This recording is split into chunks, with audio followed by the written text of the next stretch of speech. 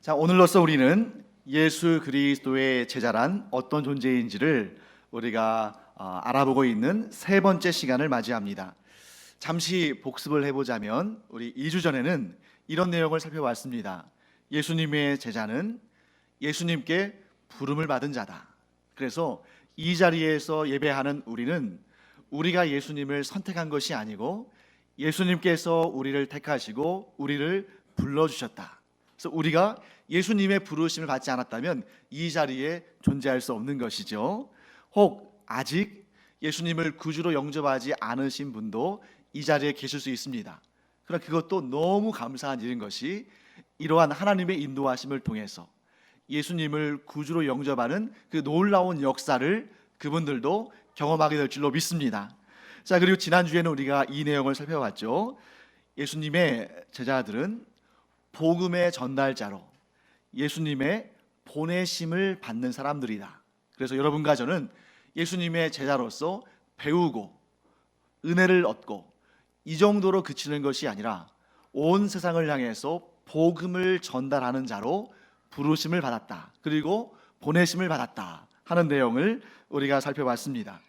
그리고 오늘 이 시간은 우리가 예수 그리스도의 제자를 이렇게 정의해 보고자 합니다. 우리는 곧 예수 그리스도의 제자들은 예수님께로부터 특별한 권리를 부여받은 자들이다 라는 사실을 우리가 이 시간 깨닫게 되기를 바랍니다. 자, 여러분, 보통 제자라는 말을 들을 때 우리는 이 제자라는 호칭이 상당히 부담스럽습니다. 그리고 제자라는 말을 들을 때에 제자의 의무가 생각나기 때문에 이 의무를 감당할 수 있을까? 내가 주님께서 만족하실 만큼 이 제자의 사명을 감당할 수 있을까 하는 그러한 좀 두려운 마음, 떨리는 마음이 우리 안에 있는 것이 어쩌면 당연할 것입니다. 사실 이 제자라는 말 자체가 우리에게 좀 긴장감을 주죠. 이미 대부분 다 학교를 졸업하신 분들이거나 혹은 지금 학교를 다니시는 분도 계실 수 있습니다만, 제자 그러면 스승이 생각나고, 스승하면 스승이 여러분 교무실에서 우리를 부른다 했을 때 마음 편하게 갈 수 있는 사람이 몇이나 될까요? 보통은 숙제 왜 안 해왔냐? 성적이 왜 이 모양이냐? 너 왜 이렇게 싸움하고 또 친구들과 사이좋게 지내지 못하느냐? 이러한 꾸지람을 듣는 경우들이 많기 때문에 이 제자라는 호칭이 그렇게 우리에게 썩 어떨 때는 좀 편안하게 느껴지지 않을 수 있습니다. 하지만 우리는 오늘 분명히 깨닫기 바랍니다. 예수 그리스도의 제자는 의무가 있지만 동시에 권리도 가지고 있다. 즉, 예수님께서는 우리를 제자로 부르실 때에 우리에게 무엇인가를 요구하기도 하시지만 동시에 우리가 정말 상상할 수도 없는 놀라운 은혜들을 주시는 분이시다, 그런 권리를 주시는 분이시다 하는 것을 우리가 알게 됩니다. 자, 오늘 먼저 본문의 9절과 10절 말씀을 한번 우리 읽어볼까요? 자, 다시 한번 읽어보겠습니다. 너희 전대에 금이나 은이나 동을 가지지 말고 여행을 위하여 배낭이나 두벌 옷이나 신이나 지팡이를 가지지 말라. 이는 일꾼이 자기의 먹을 것 받는 것이 마땅함이라. 자, 여러분, 이 본문의 말씀 읽으실 때 가장 눈에 띄는 부분이 어디입니까? 보통 예수님께서 말씀을 하실 때에 반복해서 말씀하시는 부분들이 우리의 그 시선을 끌어들이죠. 9절과 10절 말씀에 두 번이나 반복적으로 나오는 말씀이 있습니다. 그 말씀은 뭐냐면 가지지 말라라는 말씀이죠. 그래서 우리가 예수 그리스도의 제자로서 우리가 어떤 삶을 살아야 할 것인가 할 때 이 본문의 말씀을 보면서 가지지 말라, 이 부분을 좀 강하게 또 느끼게 되는 것 같습니다. 자, 예수님은 제자들에게 무엇을 가지지 말라고 하셨습니까? 먼저는 전대에 금이나 은이나 동을 가지지 말라고 말씀하십니다. 이 말씀을 딱 들을 때 우리 머릿속으로 이런 상상을 할 수 있겠죠. 큰 푸대에 금덩어리, 은덩어리, 동, 구리 이런 것들을 막 채워가지고 그 무거운 것을 짊어지고 길을 걸어가는 이런 제자의 모습을 상상할 수도 있겠습니다만 사실 본문의 내용은 그런 것이 아닙니다. 여러분, 전대는 무엇일까요? 돈주머니예요. 오늘날로 따지면 지갑입니다. 그리고 금이나 은이나 동, 막 금덩어리, 은덩어리, 뭐 동덩어리, 좀 발음이 좀 그러네요. 이 동덩어리 이런 것들을 막 싸질머지고 가는 그런 모습이 아니고, 금은 뭘 의미하냐면 금으로 만든 돈, 뭐겠습니까? 금전이겠죠. 은은 당연히 은으로 만든 은전이고, 동은 뭘 상징하겠습니까? 동으로 만든 동전입니다. 예수님께서 이 말씀을 하시던 때는 지금으로부터 무려 3,000년이나 더 과거의 일이지만, 그때에도 사람들이 동전, 은전, 금전, 곧 돈을 만들어서 사용하고 있었다는 것을 우리는 알 수 있습니다. 자, 뿐만 아니라 다음으로 예수님은 뭐라고 말씀하시냐면 배낭, 두벌옷, 신, 지팡이를 가지지 말라고 하십니다. 여러분, 배낭, 두벌옷, 신, 지팡이 뭐 할 때 필요한 것입니까? 여행을 갈 때 필요한 것이죠. 여러분, 이 제주에 여행 오신 분들도 계실 것이고, 우리도 뭐 해외나 이런 곳에 여행을 갈 때가 있지 않습니까? 그때 항상 고민하는 게 뭐예요?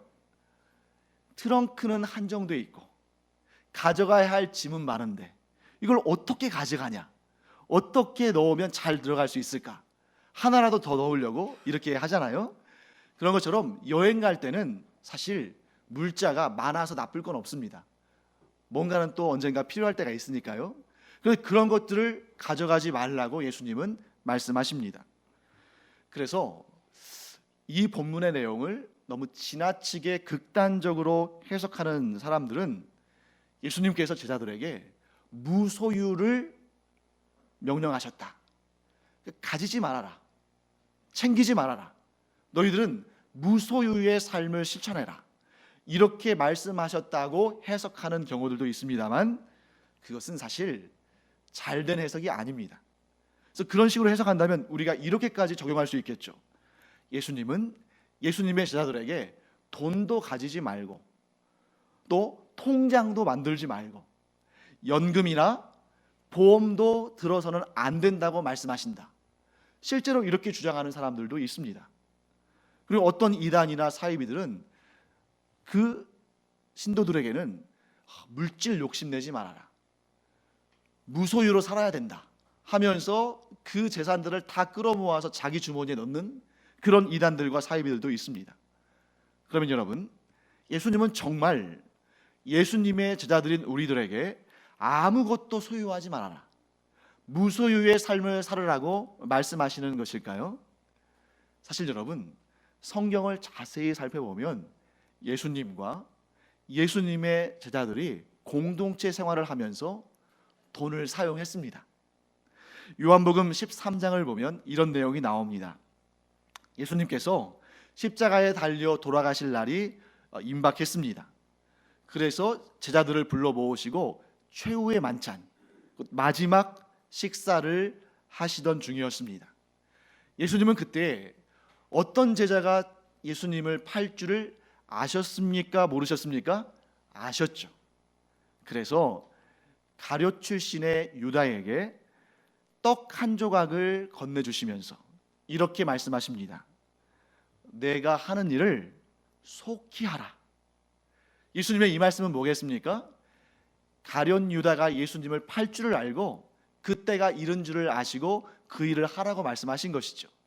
그런데 주변에 있던 제자들도 그 말씀을 들었는데 어떤 뜻인지를 잘 몰랐습니다. 그래서 제자들이 이렇게 자기 나름대로 해석을 했어요.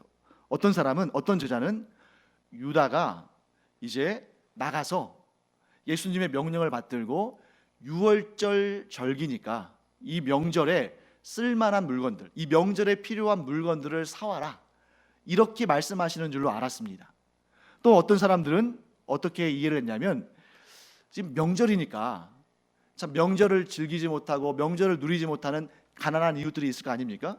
그들에게 좀 이것저것 필요한 것들을 사가지고 좀 채워줘라, 이렇게 말씀하신 걸로 이해를 했습니다. 왜 제자들은 예수님의 말씀에 대해서 그렇게 이해를 했을까요? 가룟 유다가 돈꾀를 맡은 사람이었기 때문이에요.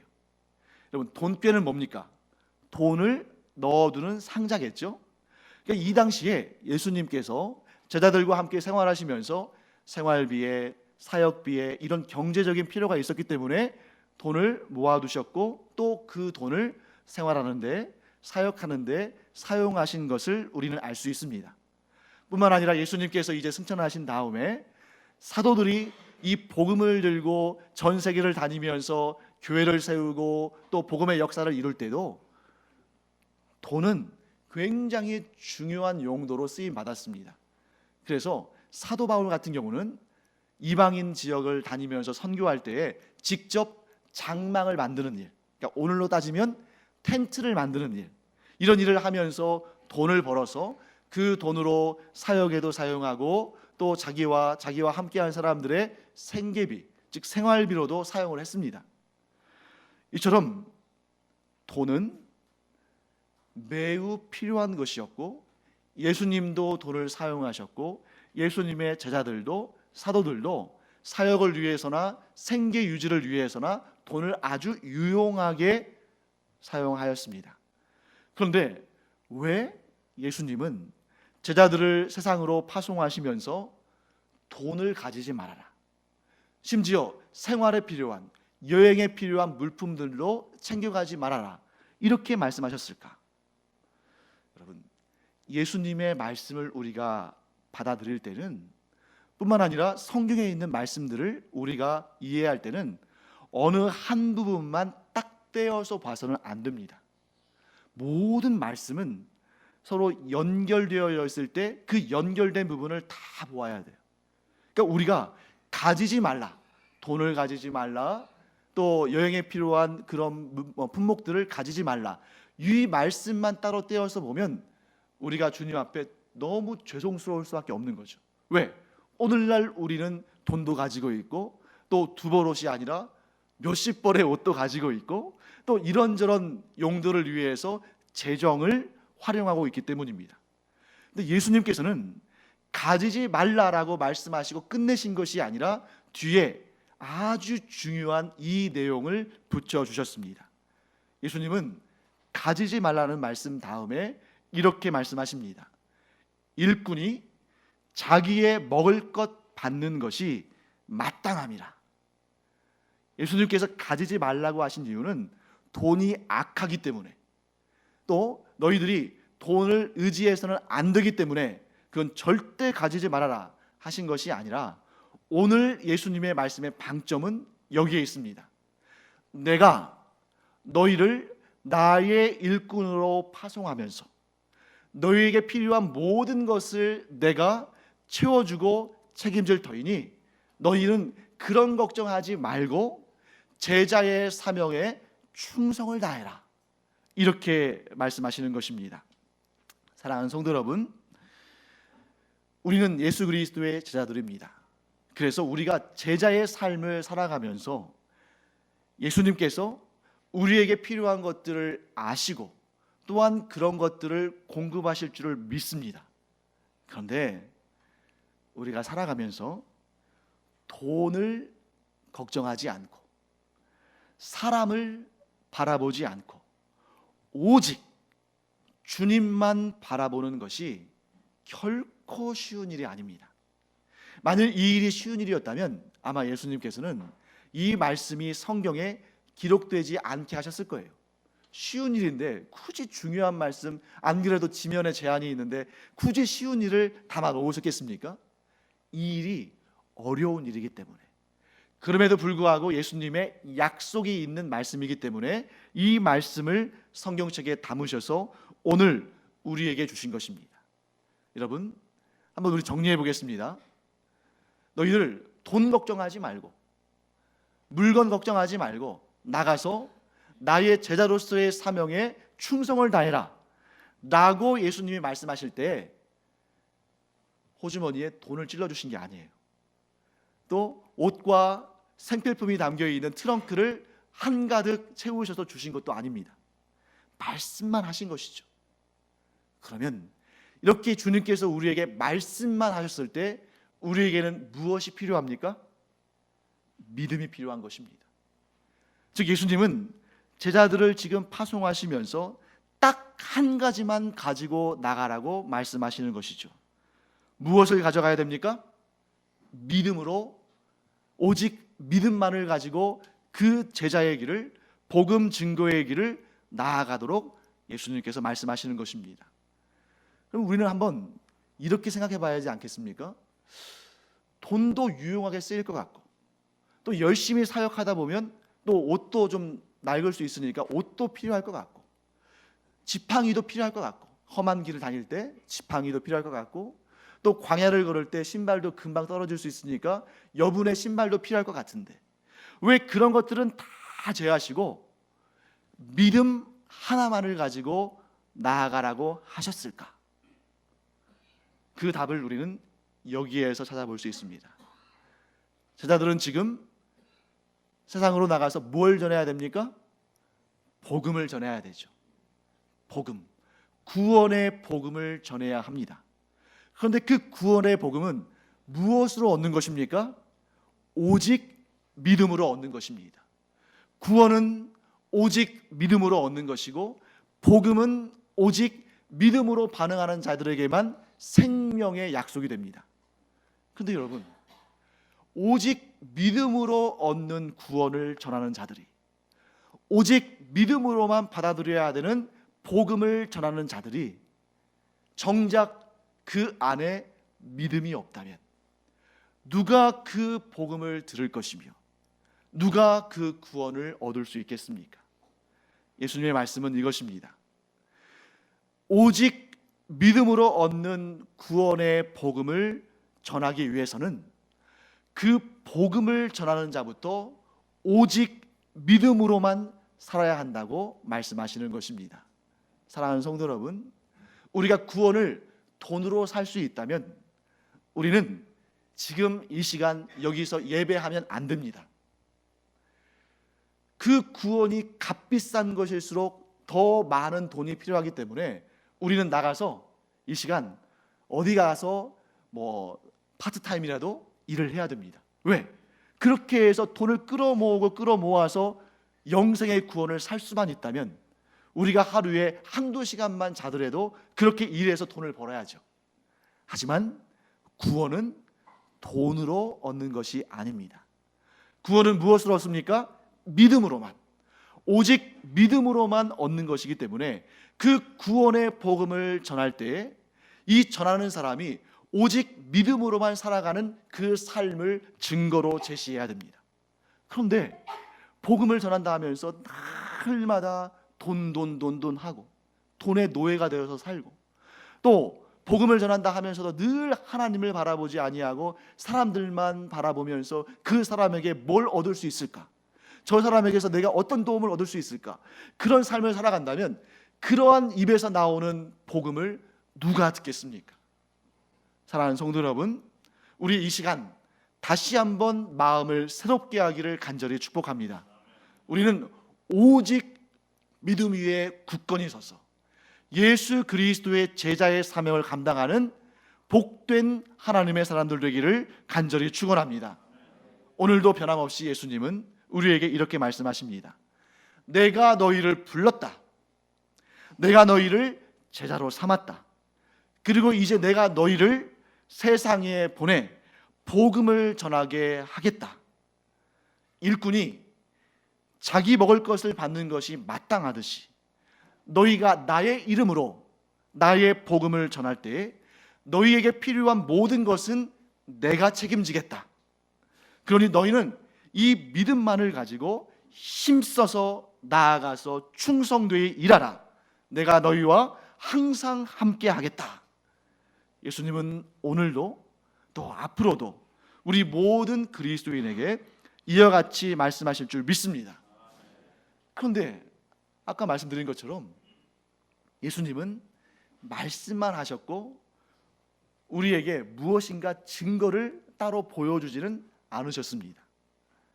그렇기 때문에 이런 믿음을 갖는 것은 우리의 삶 가운데 가장 크고 가장 중요한 도전입니다. 여러분, 왜 도전이에요? 우리 손에 잡히는 게 없으니까, 우리 눈에 지금 현재 보이는 게 없으니까. 그런데 앞으로 어떻게 되어질 일에 대해서 우리가 확신을 가질 수 있는 것은 오직 믿음의 눈으로 주님을 바라볼 때뿐입니다. 그런데 여러분, 우리 자신을 한번 돌아볼까요? 우리는 믿음으로 주님의 제자로 살아갑니다. 하지만 우리의 믿음이 주님 보시기에 너무 부끄러울 때가 많다는 것을 또 우리는 고백할 수밖에 없습니다. 우리가 오직 믿음으로 말미암아 구원을 받았다고 고백하지만, 그런데 일상에 들어가서 일상의 작은 풍파와 작은 환란이 밀어닥치기만 해도, 또 때로는 경제적인 어려움이나 육신의 질병에 시달릴 때가 되면 우리의 믿음이 이리저리 흔들리기도 하고, 또 때로는 돈과 사람은 가까이 보이고 손에 잡힐 듯하고 주님은 멀어서 주님의 손을 붙들지 못하는 것처럼 그렇게 보일 때가 너무나 많습니다.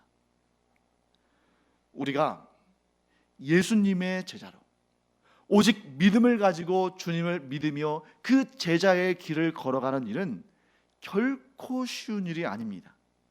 쉬운 일이 아닌 정도가 아니라 내가 감히 감당할 수 있을지 정말 두렵고 떨릴 수밖에 없습니다.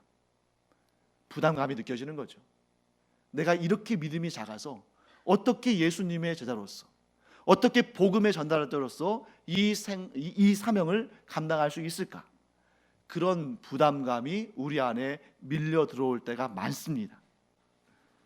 그렇게 부담감이 우리 안에 쌓일 때에 제일 쉬운 방법은 뭘까요? 예수님의 제자로 부름받은 그 사명을 내려놓는 것입니다. 포기하는 거죠. 안 하면 그만 아닙니까? 부담이 쌓일 때 그냥 그 의무와 그 책임감을 놔버리면 마음은 편합니다. 사랑하는 성도 여러분, 그러나 아무리 힘들어도 예수 그리스도의 제자로서의 삶을 내려놓지 않기를 간절히 축복합니다. 제자의 삶을 내려놓으면 당장은 마음이 편하고 당장은 몸도 편할 수 있습니다. 하지만 그런 삶을 우리를 부르시고 우리를 보내시는 예수님께서는 기뻐하지 않으십니다. 그런 부담감, 제자로서 살아가는 그런 부담감, 오직 믿음으로만 주님을 따라야 되는 그런 부담감을 내려놓으면 그 삶에는 주님께서 기뻐하시는 열매는 없는 것입니다. 열매 없는 삶은 영광도 없습니다. 영광이 없는 삶은 장차 받을 상급도 없습니다. 사랑하는 성도 여러분, 지금 이 시대가 2000년 전 수많은 순교자가 나왔던 초대교회에 비해서 신앙생활하기가 쉬운 시대일까요? 결코 그렇지 않습니다. 사탄은 그 시대마다 한 사람이라도 더 하나님으로부터 빼앗으려고 최후의 발악을 하며 우리를 미혹하는데, 이 시대는 우리가 그리스도인 됨을 드러내기가 참으로 어려운 시대가 되었습니다. 그리스도인이라는 이 이름이, 기독교라는 이 이름이 사람들이 조롱하고 멸시하고 어떻게 해서든지 간에 흠집을 내고 그 구원의 복음이 전달되지 못하도록 방해하는 이런 시대가 바로 우리가 살아가는 이 시대입니다. 그렇기 때문에 여러분, 우리가 제자로서 내가 뭔가 위대하고 놀라운 일을 해보겠다, 이런 마음을 갖는 것, 물론 나쁘다고 말할 수는 없습니다만, 이 시대에 우리에게 주어진 첫 번째 과제는 주님의 복음을 비아냥거리고 주님의 복음을 조롱하는 이 시대에 순수한 믿음, 온전한 믿음, 진리의 믿음을 지키는 것만으로도 하나님께서는 우리를 크게 칭찬하시고 상 주실 줄 믿습니다. 왜냐하면 주님의 재림하시는 그날, 주님께서 모든 것을 심판하실 그날이 가까우면 가까울수록 믿음을 가진 자가 믿음을 지키는 일이 어려워지기 때문입니다. 그래서 성경의 마지막 책이죠, 요한계시록 3장 10절에서 11절에서 예수님은 우리에게 이렇게 말씀하십니다. 그 말씀을 한번 같이 읽어보겠습니다. 내가 나의 인내의 말씀을 지켰은즉 내가 또한 너를 지켜 시험의 때를 면하게 하리니 이는 장차 온 세상에 임하여 땅에 거하는 자들을 시험할 때라. 내가 속히 오리니 내가 가진 것을 굳게 잡아 아무도 내 면류관을 빼앗지 못하게 하라. 아멘. 여러분, 주님 오실 날이 가까우면 가까울수록 가장 복된 계명, 가장 복된 가치는 복음을, 그 아름답고 복된 진리의 복음을 끝까지 붙들고 결코 놓지 않는 것. 사탄이 어떠한 미혹과 시험과 공격을 가한다 할지라도 끝까지 인내하며 그 복음의 진리를 수호하는 것, 이것이 가장 큰 상을 받을 귀한 덕목입니다. 우리가 예수님의 제자로 이것을 할까 저것을 할까, 얼마나 큰 믿음의 역사를 이룰까, 주님께서 기뻐하시는 업적을 어떻게 하면 이룰 수 있을까, 물론 그런 마음 참 귀한 마음입니다. 하지만 가장 중요한, 가장 핵심적이고 가장 원론적인 것은 뭐냐면 믿음을 지키는 일입니다. 복음을 지키는 일입니다. 진리를 지키는 일입니다.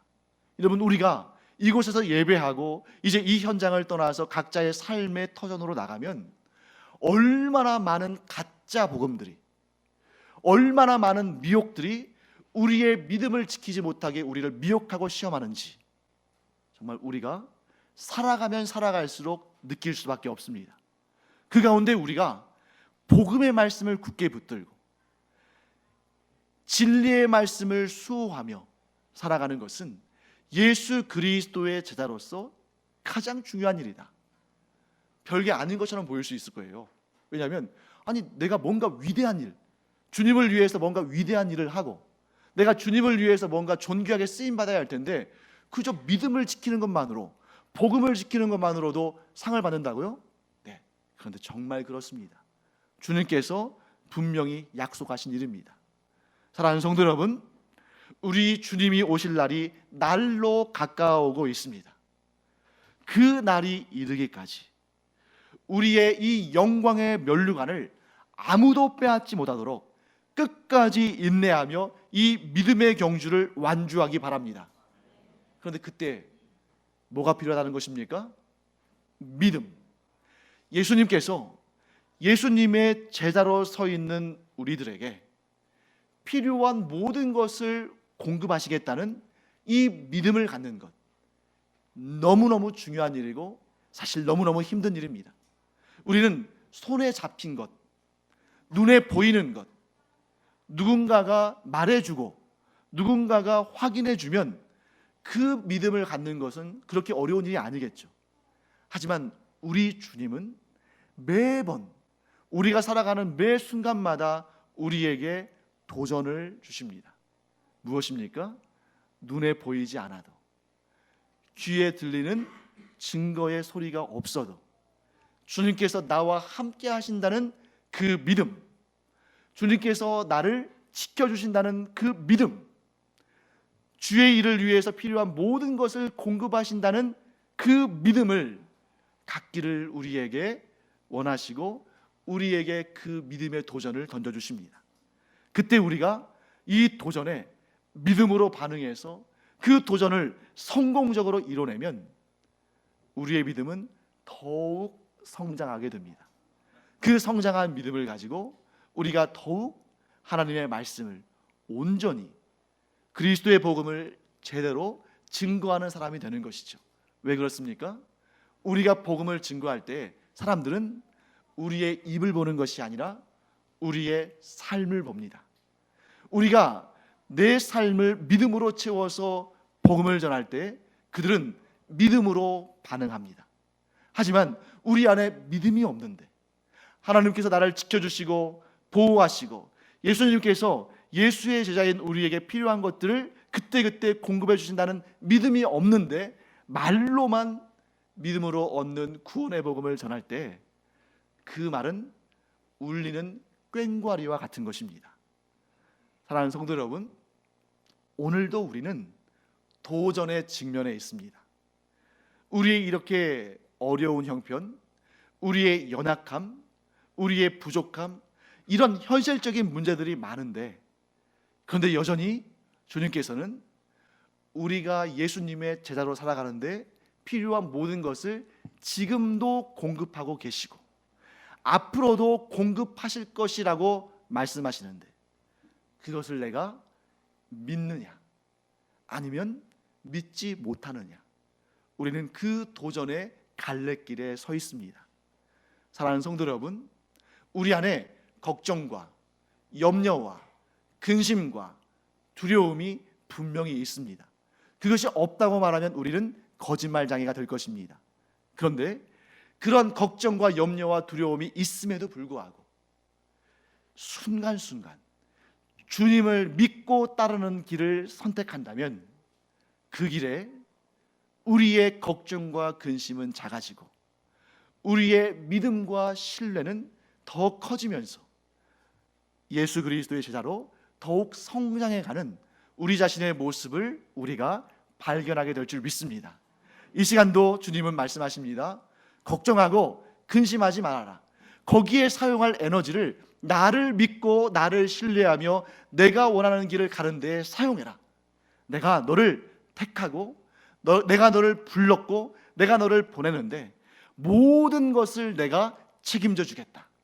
그러니 일꾼이 자기 먹을 것을 받는 것이 마땅하듯이 네가 믿음으로 나를 구주로 영접했다면, 그리고 네가 이제 나의 제자로 복음을 전하는 삶을, 복음을 살아내는 삶을 살기로 작정한다면, 그리고 그 발걸음을 뗀다면 너에게 필요한 모든 것은 내가 책임지고 채워주리라.